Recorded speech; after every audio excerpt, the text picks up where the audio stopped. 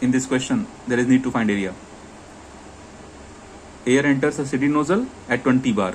This 20 bar became my total pressure. Clear? M3 we got by using compressible equation. Now my question is, what is the area at nozzle exit? They are asking area A3. So area A3 we can find out, but how? Can someone suggest? Okay, A2 by A3 area I can apply, but I don't know M2 or I know M2.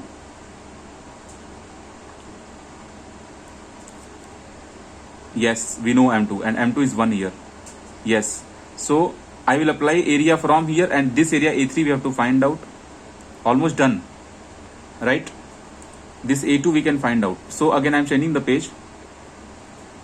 You can see this A3 by A2 value will be in terms of M2 and M3. You apply the formula.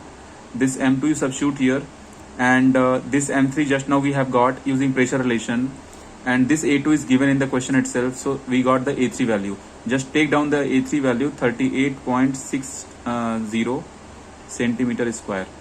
You can see the area, the diameter of A2 was 20 only, and this is coming 38.60 centimeter square. Anyway, we got our A2 value, A3 value. Now you can see in the question we have to find out mass flow rate. So from which location easily we can find out mass flow rate? If you want to find out mass flow rate, then m dot A, if we want to find out at section 2, you can see in your notebook at section 2. So that is nothing but rho 2 A2 V2. Do we know A2? Just now we have got A2. A2 is given in the question itself. Do we know rho 2? Rho 2 we don't know. Then what can we do about rho 2? Rho 2 is nothing but actually rho 2 star. Why rho 2 is rho 2 star? Can someone guess? Very good. Rho 2 is rho 2 star because, yes, very good, because it is from the throat. Okay, so if rho 2 star is given, rho 2 star value we can find out by using P2 star and T2 star. Correct? So now if you want to find out rho 2 star, you use because mass flow rate will be equal everywhere. So finding out at the throat is easiest, because at the throat almost every data is given. That's why. Very good question. So by using P is equal to rho RT equation, P star, rho star, T star I can substitute here. So my equation will look like P star by RT star. Now our job is to find out P star and T star. How can we develop formula for P star and T star? That formula is already very easy. Very easy formula.